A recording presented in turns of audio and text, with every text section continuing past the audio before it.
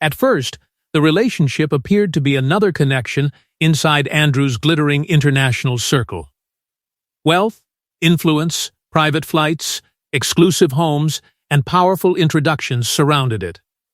But as disturbing information emerged about Jeffrey Epstein, the friendship stopped looking careless and began looking like a threat to the crown itself. For Prince Andrew, Epstein's world offered something royal ceremonies could not. It offered movement, access, and the feeling that he still mattered beyond palace gates. Andrew had spent years surrounded by titles and tradition, but the international circles opening around him promised a different kind of power. Business leaders, wealthy financiers, influential figures, and private opportunities filled rooms where his royal name carried immediate weight. To Epstein and others seeking status, Andrew was more than a guest. He was legitimacy. His presence could make questionable company appear respectable, while their money and connections allowed him to feel like a major figure on the global stage. It was a relationship built on mutual usefulness, and that was precisely what made it dangerous. Inside the palace, judgment was often measured differently. Royals moved through protected spaces, surrounded by people trained to prevent embarrassment and preserve dignity. But outside those walls, public expectations were changing. Rank no longer excused everything. Friendship was no longer viewed as harmless when it continued after disturbing facts became known. People wanted accountability, not explanations shaped by protocol. When Epstein's legal troubles became impossible to ignore, Andrew's association with him changed instantly. What had once looked like careless social climbing now appeared far more serious. The most damaging question was not simply why they had known each other. It was why Andrew remained in contact after Epstein's conviction, including the widely reported visit to New York. Then came the images. Andrew was seen walking with Epstein, apparently relaxed and untroubled. Those photographs became more powerful than any palace statement. To the public, they appeared to capture privilege protecting itself in plain sight. There was no visible urgency, no obvious distance, and no sign that Andrew understood how devastating the association had become. Palace advisors began to realize that silence could no longer make the story disappear. Every unanswered question created another layer of suspicion, yet Andrew reportedly believed the controversy could still be managed. He appeared convinced that the press had distorted events and that a clear explanation would eventually restore order. That confidence alarmed those around him. Royal staff understood that the scandal was moving closer to the Queen, threatening not only Andrew's position, but her judgment and the reputation of the institution she had spent a lifetime protecting. And then, one name changed everything: Virginia Giuffre. Her allegations transformed the crisis from a story about dangerous associations into a direct confrontation. Andrew's greatest mistake would not only be the company he had kept. It would be believing that he could control what the world believed next. Once the allegations placed Andrew at the center of the story, the palace was no longer defending a prince's poor judgment, it was confronting a crisis that threatened to turn royal silence into evidence of indifference. One image would come to represent the entire scandal: Prince Andrew with his arm around a young Virginia Giuffre, while Ghislaine Maxwell stood nearby. Andrew questioned its authenticity and denied wrongdoing, yet the photograph endured silent, unforgettable, and impossible for royal authority to command away. The power of that photograph did not come from what it proved in a courtroom. It came from what millions of people believed they could see. Palace statements could be polished, revised, and released through carefully chosen words. The image required no spokesman. It appeared direct, personal, and deeply uncomfortable, turning a complicated controversy into something the public could understand in a single glance.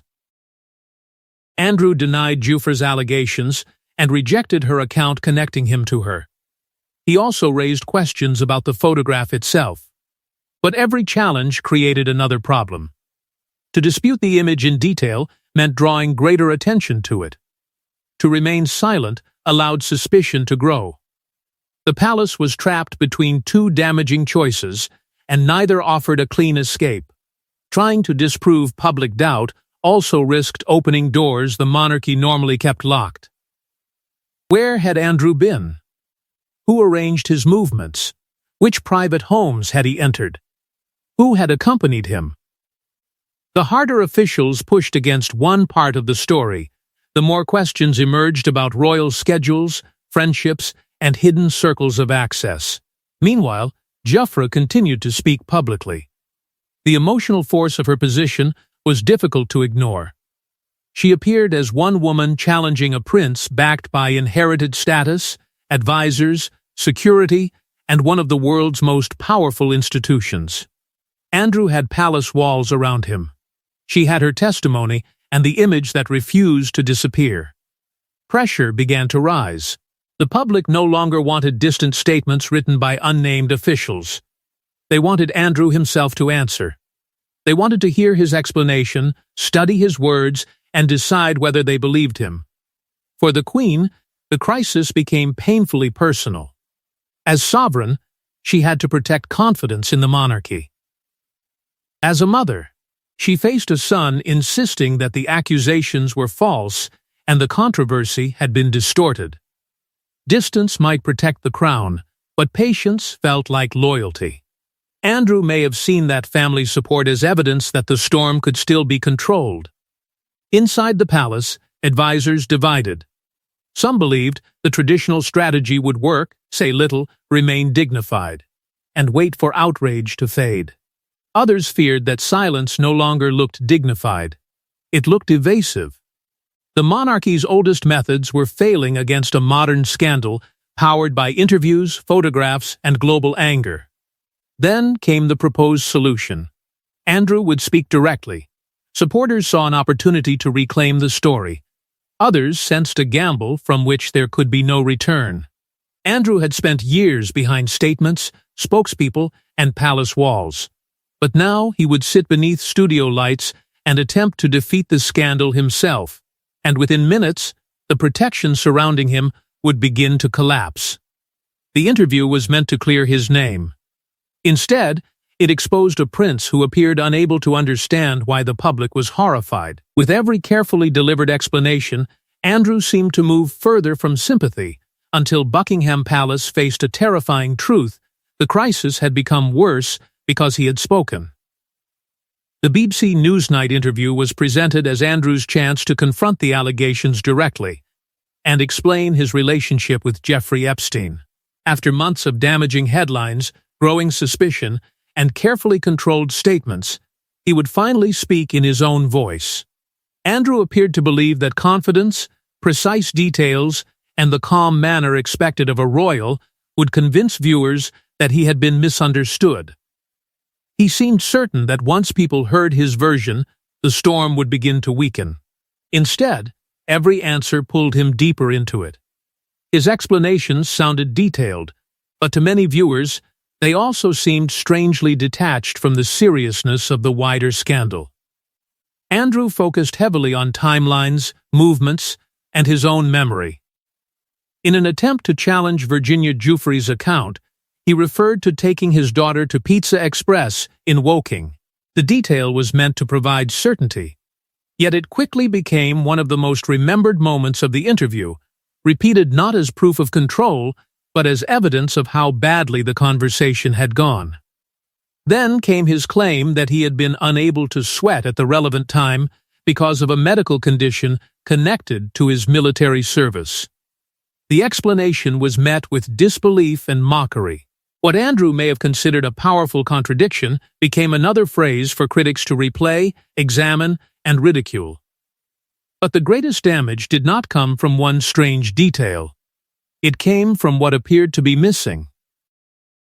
Critics saw little clear empathy for Epstein's victims.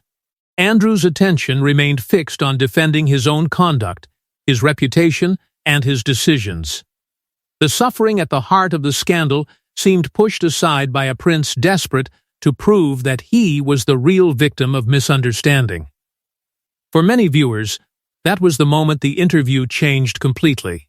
They no longer saw a royal unfairly trapped by accusation. They saw a powerful man protected for so long that he appeared unable to understand ordinary outrage. The reaction was immediate. Individual answers were replayed across television, newspapers, and online platforms. Palace aides understood that no revised statement could erase what millions had already heard. Even more alarming were reports that Andrew believed the interview had gone reasonably well. If true, it suggested he still did not grasp the scale of the disaster. While Andrew may have felt relief after finally speaking, panic spread through Buckingham Palace. Charities, businesses, universities, and public bodies began reconsidering their links to him. For the Queen, this was no longer merely a failed interview. It was a personal and constitutional emergency involving her own son. The interview did not close the scandal, it stripped away Andrew's final layer of protection, leaving the Queen to choose between preserving her son's royal life and protecting the crown she had served for decades. For the Queen, this was no longer simply a public scandal. It was a private heartbreak unfolding before the world. The son she had supported for decades had become a liability to the institution she had sworn to protect, forcing her toward a decision that would wound both monarchy and family.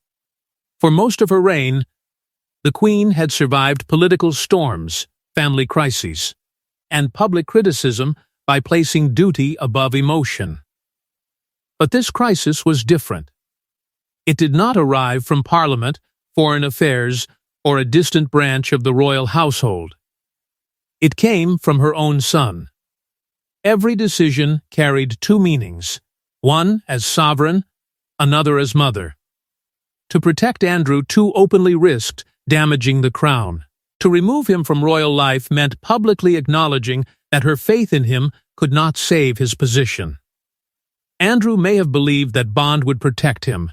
He had known his mother's support for decades and may have expected that once the anger faded, she would help restore him. But the interview had changed the calculation. Charities, sponsors, universities, military organizations, and public figures began questioning their connections to him. His presence no longer brought prestige. It brought headlines, suspicion, and demands for answers. The roles that once gave Andrew purpose became impossible to defend. Every ceremony risked becoming a protest against his attendance. Every official visit threatened to bury the event beneath renewed controversy. Senior royals and palace advisors feared the damage would spread beyond him, pulling the Queen, Prince Charles, Prince William, and the wider family into a scandal none of them could control. There was another fear, quieter, but just as serious. Andrew could overshadow the monarchy's most important moments. National ceremonies, royal anniversaries, military events, and celebrations of the Queen's service might all become secondary to questions about why he was still present. Then came the fall. Andrew stepped back from public duties. For a prince accustomed to uniforms, titles, access, and formal recognition, the loss was profound. He remained inside the royal world, close to its homes and privileges, yet stripped of the public purpose that had defined him. He was still the Queen's son, but he could no longer speak for the institution she led. Even private loyalty became dangerous. The Queen's continued contact with Andrew could be interpreted as protection despite his removal from official life. Inside the family, tension grew over whether he fully understood the seriousness of his position or still believed rehabilitation was only a matter of time. Charles and William were increasingly focused on the monarchy's future. To them, an unresolved Andrew crisis threatened public trust for another generation. Andrew, however, may have felt abandoned after years of military service and royal duty. He could see punishment where the institution saw survival. The Queen tried to preserve family dignity without allowing her son to represent the crown. But stepping back did not end the danger.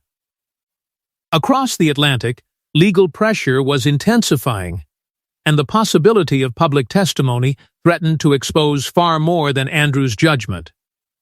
Removing Andrew from public duties protected the palace from immediate exposure, but it could not stop the legal case moving toward him, a case that threatened to force private royal decisions into the harshest possible public arena. Andrew could withdraw from ceremonies, lose patronages, and disappear behind palace gates, but he could not command the American legal system to look away. When Virginia Jeffrey filed a civil lawsuit, the scandal entered a new and dangerous stage one, where royal titles offered no guaranteed protection. The case changed everything. Until that moment, Andrew had faced headlines, public anger, and institutional humiliation. Now he faced a formal legal confrontation carrying the possibility of testimony, documents, and questions asked under oath. Jeffrey's allegations were no longer only part of a media storm. They had entered a courtroom process that the palace could not manage through tradition, silence, or carefully prepared statements. Andrew continued to deny the allegations. His legal team challenged the lawsuit and pursued arguments aimed at having it dismissed. But each legal move created another reputational problem. Technical defenses may have made sense inside a courtroom. Yet outside it, many people saw a prince fighting procedure instead of confronting the moral weight of the scandal. Behind palace walls, the fear went far beyond the final verdict. Discovery could bring demands for records and private communications. Depositions could force Andrew to answer detailed questions. Testimony might expose conversations, movements, or decisions the royal household had never expected to defend publicly. The danger was no longer limited to one man's reputation. It threatened to pull the machinery of monarchy into an American legal battle. The possibility that a British prince could be questioned under oath captured global attention. Andrew was no longer simply a disgraced royal watching events from a protected residence. He risked becoming a direct participant in a process where inherited status offered no ceremonial escape. And the timing could hardly have been worse. The Queen's Platinum Jubilee was approaching, a celebration meant to honor stability, sacrifice, and decades of service. Yet the lawsuit threatened to overshadow everything. Instead of reflecting on the Queen's reign, the world might focus on her son's legal defense. Every new filing risked becoming another shadow across her historic milestone. The monarchy responded with a break that would once have seemed unthinkable. Andrew's military affiliations and royal patronages were returned to the Queen, and he would no longer use the style His Royal Highness in an official capacity. This was not merely an administrative adjustment. It was a public separation between royal honor and Andrew's personal battle.